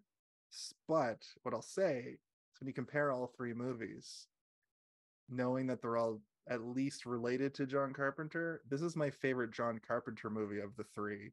But Halloween 2, I think, is the best movie of the 3. I haven't seen any other Halloween movie also. So nice. You've seen the first one, you've seen this one, you saw the second one. No, other than those ones. Other than those ones. Remember when I said just what I said 2 seconds ago? Well, you're gonna see those eventually. Mark, you're next. Yeah, I haven't seen a lot of Halloween movies, but I do like the first one, just in the sense that like it started it all, and in the sense that like at the time, like I mean, when I saw the first one as the first one. Like there's my older brother or somebody with the very first one I'd seen with when I was like way too young to see it, like dramatically too young to see it, but like I was like not that scared of it, but I was like, whoa, buddy with the mask, the knife, and like to me, I think I want to say I was like 10 or 12, and like it tied in an absolute ton of like pop culture references to me at the time. So that's sort of why to me the first one would always be special, because like I was like, oh, I get where like all the like they're like when you see your first Jason and you're like ding, ding, the song, like the sounds, like all the tropes and everything, you're like, oh, okay. And then like once I learned years down the road that John Carpenter was like had his fingers on it, I was like, yeah, it justifies my response. Haven't I talked about that exact thing for me for a lot of these horror movies too, where it fills in all these gaps? There's all these references Mark, that people put in. Jason already said all that. No, that's not what I mean, Steve. I mean, I'm saying in agreement. I'm saying that like when you don't get to enjoy these movies because you're too scared of them, but you watch all that media, you watch all those cartoons and sitcoms, and they reference all this shit. When you finally see it later, it fills in these like weird holes. Yeah, but yeah, that's also why the first was the first one I saw. Enjoying about you, Jason, is that you're watching some of these for the first time and you haven't seen them, and then that's why I also am like, Mark's got to come on, because like Mark was my guy that we watched all these for the first time. Yeah, a lot of them. Yeah, it's so nice. It's very nice. It's a very nice experience to see something like this where you know, don't necessarily think it's scary and you don't necessarily think it's good, but you understand that you're experiencing something that's important, I guess. Like you get that it's important. Kaylin, your turn. But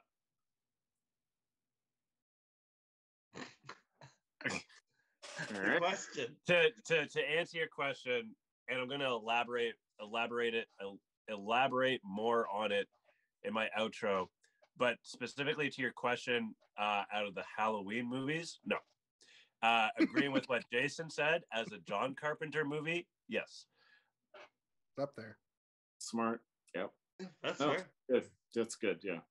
That's how I kind of feel as well. Like, I don't think it's the best Halloween movie, obviously, because it doesn't have Michael Myers in it. And that's what you need to have as a good Michael Myers Halloween movie. Because in retrospect, what ends up happening is like you get, like, if you've never seen any of the Halloween movies, and like Gen Z, for instance, they'll be like, somebody like Michael Myers is this scary, like he, like that genre, and that movie invented the genre basically.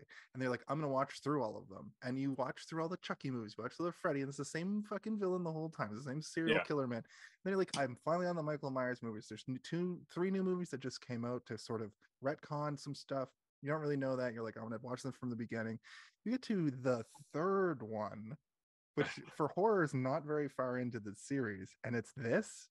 Just completely fucking different. I don't know. So the thing is, like, I'll be right back. Gave it the eyebrows. You leaned in, and you said the 3rd one. But I'm going to say that Freddy 3, probably the best Freddy, in my opinion. Chucky 3, no. You're right there. Yeah. You're right on the money there. But this one, I fucking loved this movie. It's so good. It's so good. Yeah, it's not. It's a completely different movie. It doesn't have anything to do with the other ones. It's that's what I'm saying. But that sort of ties into my point. Like, you're expecting these serial killer, you know, familiar killer movies to be. It's going to be the same guy on through all of them. You get to the 3rd one of this series, and it's like, it's just a different thing. And if you don't know the behind the scenes stuff, this movie came out 40 years ago, right? Over 40 years.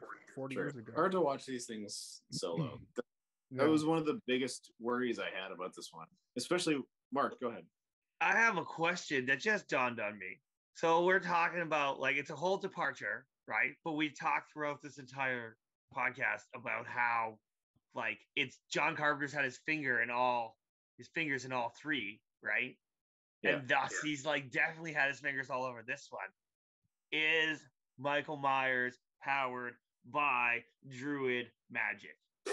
Well, yes, and they talk about that in the 2nd movie when the main. Well, like, is it like from the stones?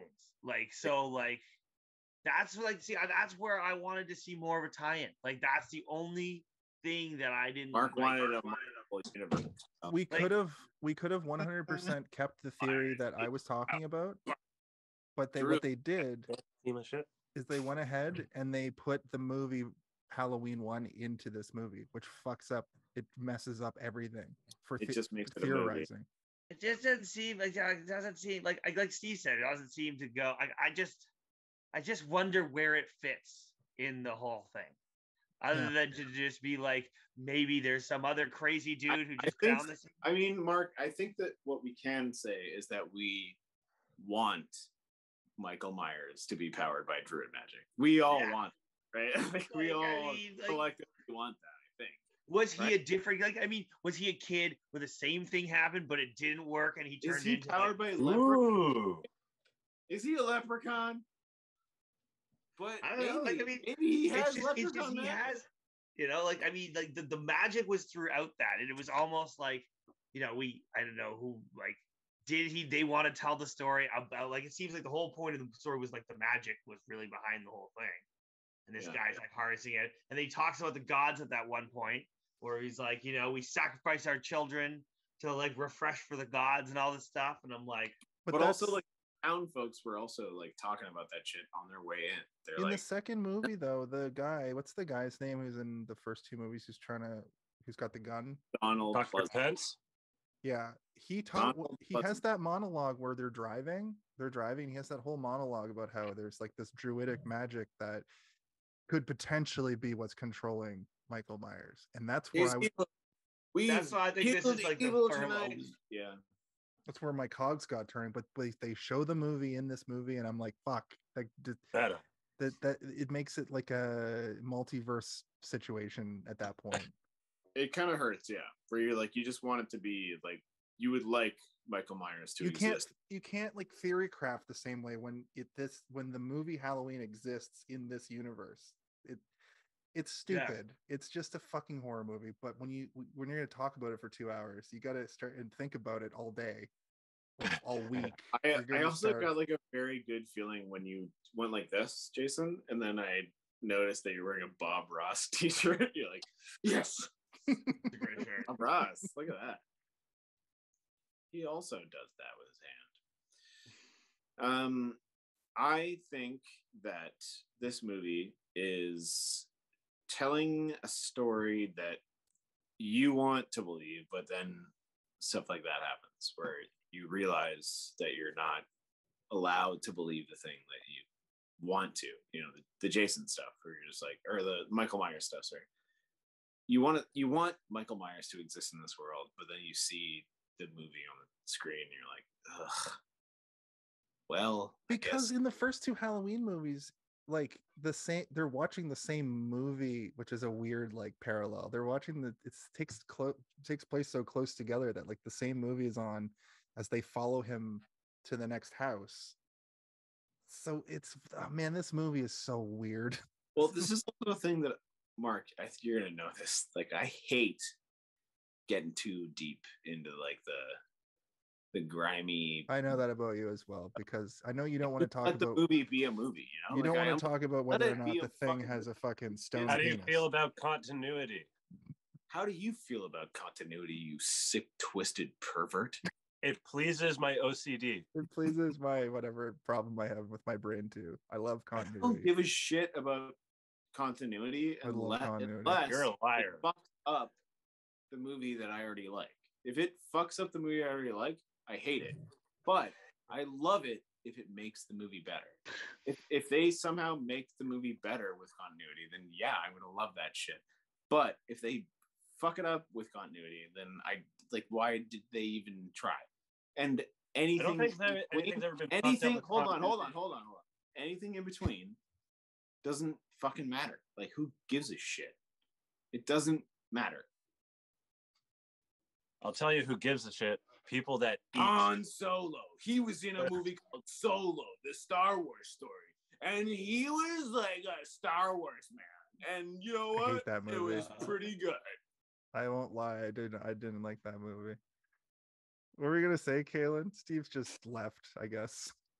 I feel like the lack of continuity can ruin a movie. I don't think continuity has ever ruined a movie. No. If anything, it makes sequels tie together better. Yeah. I just wonder what the people who watched this were like. Well, but where's Michael Myers? In 82, people were imagine people walking out of the theater. No, Michael. There was no internet. There was no internet to go look up why there was no Michael Myers. Before a time when people could just be like, so I went to go see the new Halloween 3 movie and no Michael Myers in it. And then someone was like, what? Yeah. Wait, hold on. What do you mean? Michael Myers wasn't in the movie. Hold on. I mean, technically is in there for a second. Sit down. I am sitting. Again. Tell me that again with your mouth. Michael Myers was in the movie for a second. Twice. It's true. Kaylin, you're ruining the joke. I was going to do a big, huge thing. And no, you can still do it. It's valid. No, I can't. You fucked it up. You fucked it up, man. All right, unfuck it and give it back. No, that's fine. But that's kind of what movies were back then. Like, you didn't have a million trailers. Like, every time you opened your phone, it's like, have you seen Ant-Man, the movie where ants become men. And you're like, God damn it. That's a This movie gross gets spoiled for me. oversimplification of Yeah. Quantumania, but you're not too far off. Spoilers. Have you seen Guardians of the Galaxy 3, where Rocket Raccoon definitely is going to die in it? Just so you know. Well, some people are definitely going to die. Why in it, would you it say seems that? like. I saw the trailer and he's 100% going to die in that movie. I think that's the bait and switch. I Maybe think that's that, a misdirect. Yeah, I think Batista's going to die because he's done with the franchise. Oh, how about? Did they keep the same director? How about? Wait, Kaylin. How about this? They both die. That'd Nice. be, yeah. How about everyone dies? Give me some Departed. It's the spoilers for I The like Departed. that. Let's take them all out. One go. The era of the MCU passing the torch is upon us, so you're going to see all your beloved characters die, just like they killed off Iron Man and Captain America. I know, but I care more about the characters from the Guardians of the Galaxy than I do about any other character in all of the MCU. Do you think they're going to kill Rocket off? Because in the trailer they show him like find his like lost love and his like history and like that they're going to kill him off because there's a shot where he's looking down and she's looking down, the bug woman, Bughead, Mantis. and man face. Mantis. No, he's a man and he has a man face. Human man. He's He looks raccoons. It's and she confusing. looks down, and they're both crying intensely at something that's small. And I'm like, Rocket's fucking done, man. He's Could dead. be Cosmo. He's fucking dead, man. They introduced Cosmo in that trailer Christmas doesn't- special. They Rocket's might kill dead. him. They Cosmo killed Kramer? Rocket in the trailer and they didn't even tell anyone about it. They're the dog Cosmo. Rax people.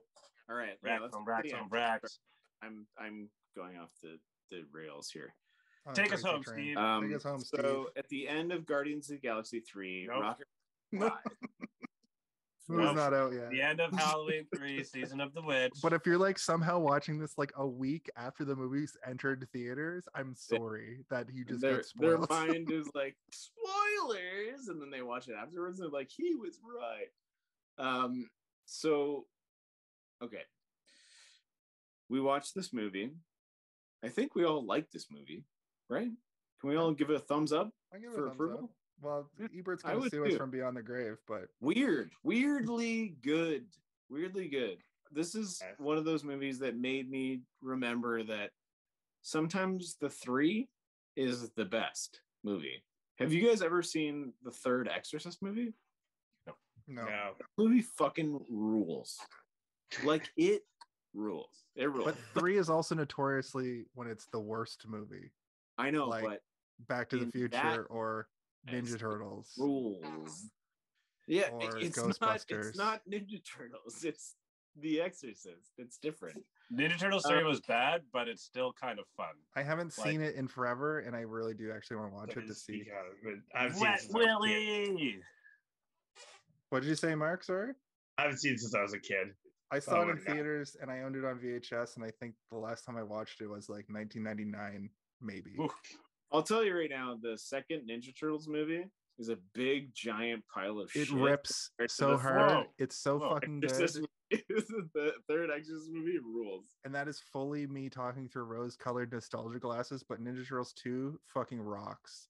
It was fine. Kino, TMNT sidekick. 1 was Remember obviously that the time best. when they go into the sewer and then they're like, wow, it's the sewer. We have a sewer now. This is good. That's Yeah. what happened. That's what they say. That's like the fucking dialogue. It's They needed to find a new sewer. It's very hard to find good. What's it called? Something underwater. we were in an old sewer, but now we're in Subterranean layers. a sewer. subterranean. Yeah, that's exactly what it was. Yeah. You know, that's not a prime subterranean layer market out there. no, because Okay. it's a trope Sorry. that the sewers are Guys, big. They're We're actually at the the size end of the day. It's Halloween 3. We did talk about it for a while. A little bit. Not maybe minutes. enough, I'd say. But I blame the iPad. for me, I'm gonna say, Mark, do you want to go first? Mark, if you don't want to go first, that's fine. We'll let someone else go first. It's up to you. You I can go first. I don't mind. are on the I don't mind. I can give my final thoughts. You're in the hot movie. seat in the final thought zone. Bum, bum, bum, bum. So my final thoughts were, again, yeah, I liked the movie. I thought it was good. I did miss the Michael Myers popping up in there, so I might have to watch it again just to see that. I liked the departure from it all. I thought the robots were crazy, but again, cool at the same time. And the one point I wanted to make was the guy, Doctor, or the main guy, Mr. What's his name? I want to say Dr. Dan Challis. No, not Dr. that guy. Dan? The main bad guy. The guy Cochran. Cochran. Best actor in the movie by far. Thought he blew it away. He did this little moment where he was so they're watching them out in the parking lot, and he like laughs because he's like, I don't know those crazy agents. And as soon as like the guy he's standing next to looks away, he goes, yeah, for a second. Yes. And I was like, that's the most effective fucking acting in the whole movie. Sorry, I didn't mean to rip you out. By far, yeah. So to me, that would be my final thought. Like, he blew it away for me. I thought like he really, and considering he was like the main central bad guy, and he kind of tied in that RV family and everything else into like the whole thing. If it wasn't for him and him able to like really bring it home, I think it would like a lot of the kind of the parts might not have fitted. So I thought Cochran was like by far my favorite character, and I actually was kind of sad when he went out because I thought that could have been a cool, like, maybe a way to bring him back, or maybe he's like Michael Myers kind of guy, but who knows? But I thought that would have been cool. Michael Myers, yeah, okay. I thought he was a good bad guy. I thought he was he was killing kids. That's evil as hell. Yeah. So I thought he was a good bad guy. Yeah. So Mark, we do a thing at the end of each of these segments that is called good but could have been better. And it sounds like you gave us a good. Almost. Well, what went well, even better? Yeah. Could have been better was again, just explaining what the relevance had to the robots. Just Mark wanted more robots. No, I wanted to know why. Like, he's like a toy manufacturer. How are they robotic? So... Did somebody make them, or? I think that the only tie-in I could get was that he was a toy manufacturer, so he made giant man. Remember toys. how he was like he had that old lady when Dan is skulking around, he thinks it's an old lady, but then it turns out to be like an ancient 1700 or 1870s animatronic that he loved. I think he was trying to like recreate those. I think from now on we're gonna call every robot ever robotic man toys. Mark, that's what you said. Does he make you robotic man toys? Or robotic sex toys? Like, he's like, at one point he looks at them, he's like, they're very, very well behaved, aren't they? And you're like, excuse me? Okay. I don't know what to say. Because the guy like sneezes and he's like, convincing, aren't they? And you're like, yeah, okay. It's like Westworld or like Fallout 4, where it's like, yeah, exactly. Yeah, realistic. All right, Mark, very good answer. Thank you. Cameron, you're next, buddy boy. Well, thank you.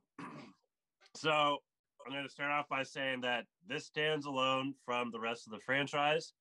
It's not bad in any way, shape, or form. And I like the anthology idea, but Halloween 2 should have been something completely different from Halloween 1 for that to really be effective. Alternatively, the other idea I had was do the anthology, but just do it under a different name. So, for example, Grimoire of Horror or some shit like that. And let Halloween be its own thing with Mike, and then still do your anthology or whatever. You'd be the Season of the Witch, a Halloween story. That would be that works better. Too. Yeah.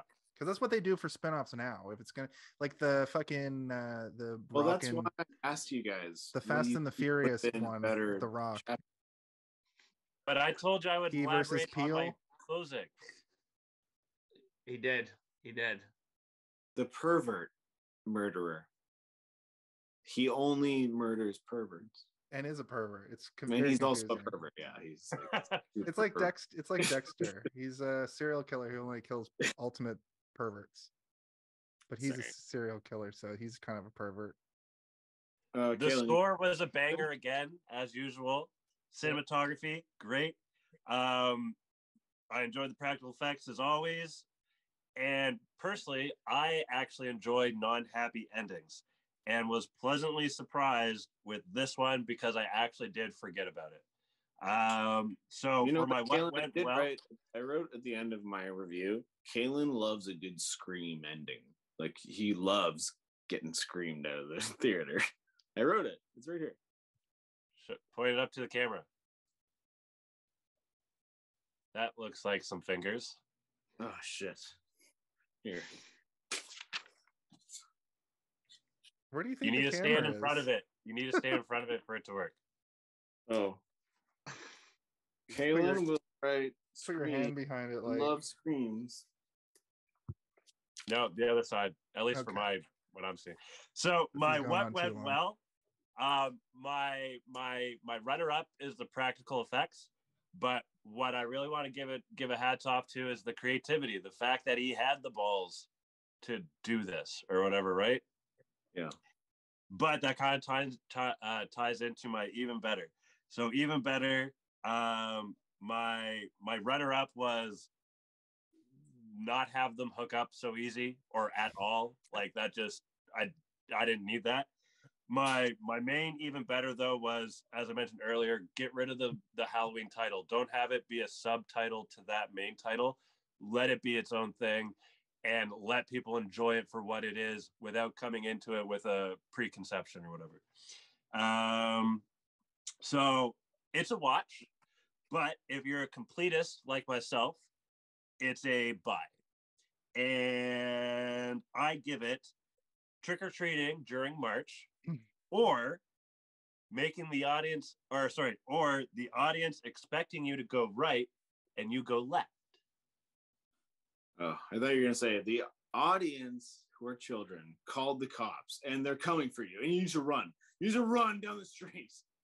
Also, MPAA 26814, no movie title shout out. We get a little bit of, we get Halloween, but we don't get the full movie title shout out. Well, I actually like really enjoyed talking to you guys about this movie a lot.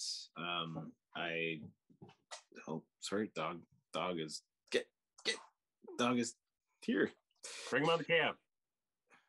Well, come on, get up here. He's being a dingo. So maybe the dingo ate your baby. Yeah, that's the main thing that I have issue with this movie is that when I started watching it, a dingo ate my baby. No, I'm just kidding. But I do think that this is the best Halloween, maybe? Question mark? I don't know. Like Jason, I don't particularly love the first one. And because I don't like the first one, I don't really like the second one. But I love this one. Like, this one is fucking great. I love that there's like a weird motel with a bunch of people that just show up. I love that there's like an old man who's like, okay, well, I'm Irish and I fucking have an Irish town. You're like, what the fuck do you mean you have an Irish town? And then he's got a bunch of old shamrocks in the wilderness. It's good. It's actually amazing. I think it's maybe the best Halloween movie that has ever been made. I don't know if you've seen the Rob Zombie Halloween movies. They also suck. Like, they are not as good as this. This movie is way better than even those. Like, this movie rules. This movie rules. And I don't think it rules because of old man being like, oh, let's have kissy girl time. I don't like that. But I do like that he's the winner. And like, one of the things that I think we can all agree on in terms of John Carpenter movies is that he almost always puts an old white man as the lead. And that's something that, like, you know, it sucks, but it's old. It's an old idea. An old white man being the lead is an old idea. And like, we can't. Personal bias. Yeah, we've got our big troubles and little Chinas, and we've got our fucking the things and stuff. But like, these are the kind of movies that we're gonna have to watch and be like, remember when white men were allowed to be in movies? Like, that's kind of like what this is.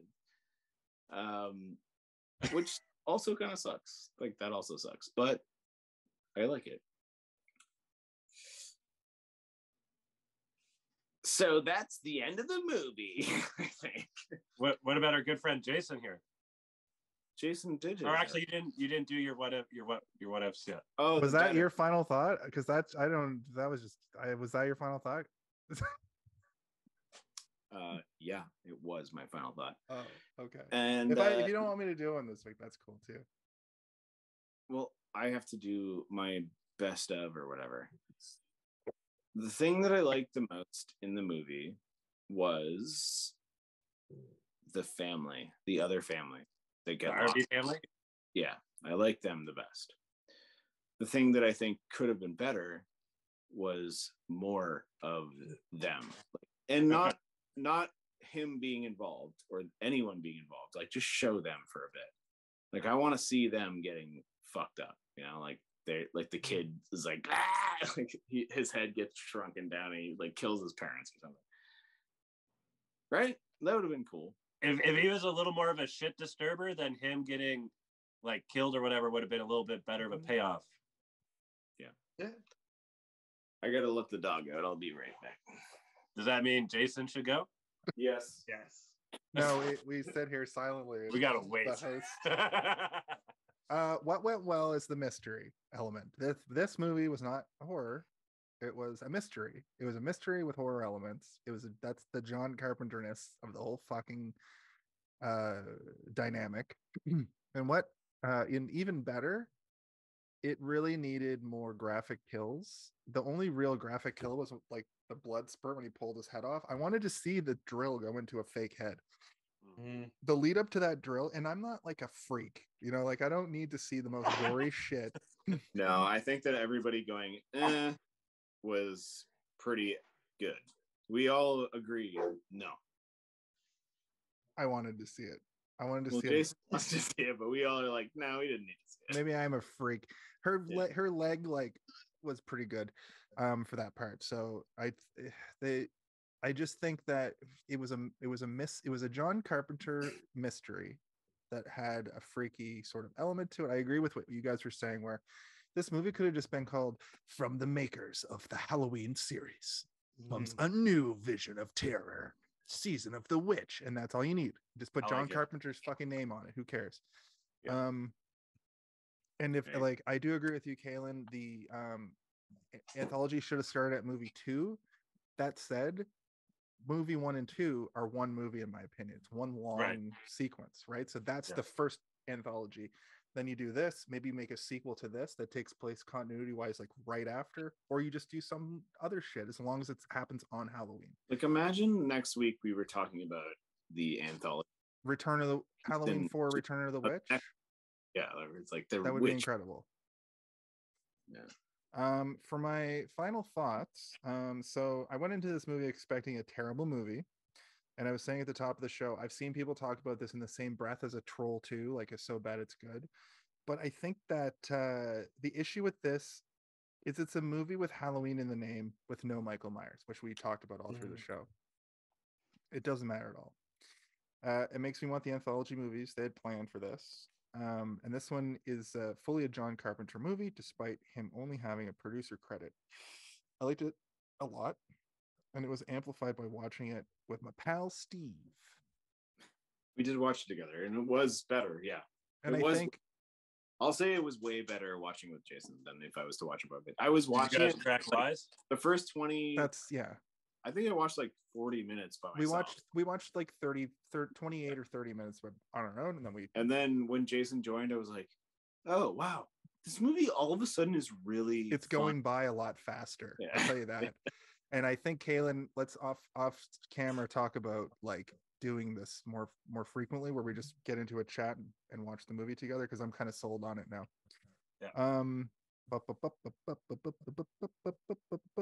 The setting and the plot were weird, which I love. I love weird stuff.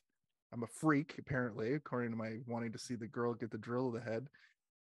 Yeah, I also have a list of friends, and every single one of my friends put freak next on the list. The plot's weird and good. And there were some great twists. I like movies with little nonsensical twists, especially in like B horror movie kind of context, because it doesn't matter. This is a one and done movie, and it's a John Carpenter adjacent thing that he clearly had his dirty John Carpenter dirty pumpkin covered claws all over. Fucking nasty boy. He rubbed his beard in there and shit. He's like dandruff. I'm actually going to give this a 3.5 out of 5, which I think is like a pretty like high rating, considering if you look you gave it way higher than the other Halloweens, did you not? I think I gave them both a 3. This guy hates the Halloween. I don't concept, like, but I like Halloween, the season of the witch. I don't like Michael Myers that much. I find him to be a more boring Jason. At least Jason does some shit like in part 3 where he's just like flipping a barn. Durack loves Michael Myers. It's like, this guy, he's the real murderer. And I'm like, what about Jason? He's like, Jason kind of sucks. And I'm like, what? Those movies are so weird. I like weird. I also give this I give this a reference to Halloween inside a Halloween movie about Halloween with no continuity to Halloween, but I like this better. I like that. I might just like attach my name to that, and people will love it. And they'll be like, Steve's dirty pumpkin covered claws are all over this review. Should we give it to Mark or should we give it to Kaylin for the end of the line? The end line? Well, you gotta do the thing. Well, since Steve can't do it. No, wait. Did you guys all do yours already? We're done. No. Steve, have you been drinking all day? No. Not even like a little bit. Okay. Well, I was there, so. All right. Yeah, let's get the fuck out of here. But I do think that there's something to be said about anthology movies, and we don't really give them enough appreciation. I love them, and I also hate them at the same time. Like, some of them are bullshit. I like TV anthology so much better. And this is an example of John Carpenter, a person who is supremely charged for making horror. He could have been like a Jordan Peterson or like a what's his name? Jordan Peele. Jordan Peterson is very different context. Sorry. Jordan Peele, he's like, a man is not a man anymore, and the patriarchy is here to tell. A man can't be a man anymore because. What's the other guy? Jordan Peele. No, the other guy, the guy who's like the old man, Mark. Wes Craven. Yeah, Mark, you'll know it. Oh, he's fat, he's old, he's British. He made Psycho. I don't know who that is. Oh, Hitchcock. Yeah, Hitchcock. Yes. Alfred Hitchcock. Yeah, he is kind of tells stories that are all non-connected. Carpenter's whole thing is he didn't ever want to make sequels, right? So that's kind of that's what Hitchcockian. Yeah. Can all the movies we did on your John Carpenter month, or no, wait, those were Stephen King's. Never mind. No, you did a John Carpenter month too. Can those all just be part of the anthology? Kinda. No, they're little. I did movies that were based on Stephen King books. Didn't you also do a John Carpenter month though the year before? No, we did January. Both years were John. Right, John January Carpenter was month. John Carpenter. Yeah, John presents. And I specifically didn't choose movies that were directed by him because we had already done the month. So I was like, if we want to have him later, like we can. Like I didn't pick. I could have done Christine or some shit or like anything. Yeah, tracks. Tell the viewers what they want to hear, Steve. Listen, I appreciate this episode so much. I love you guys so much. You guys are the best. Mark, thank you very much, Mark, for coming on. And thanks for coming back anytime. Yeah, you can definitely come back anytime, and we really appreciate you taking your time to come and just talk about movies with a bunch of fucking whack jobs. No problem. Thanks for having me. I think that this is like a weird thing where we're getting like a little tiny tidbit, a taste of John Carpenter outside the month, and it's nice. It's nice to see it again. You know, you're like, oh, it's him. He's here. He definitely like staged this shot. He knows how to stage a shot. He was on set. He had to have at least been on set, and also in the writer's For room, and a also lot in of the music room, and also did the primary photography and the blocking, and also said do this and do that, and also all of it. And for I Jason, thought I was like, when's he gonna be done? But he got it. Yeah, you got all of them. I love you guys. Tell them who we are, Steve. Oh, I'm trying to, but you keep interrupting me. My bad. Yeah. I am Steven. You are Jason. You are Kaylin. Isn't that how it works? And what about our guest?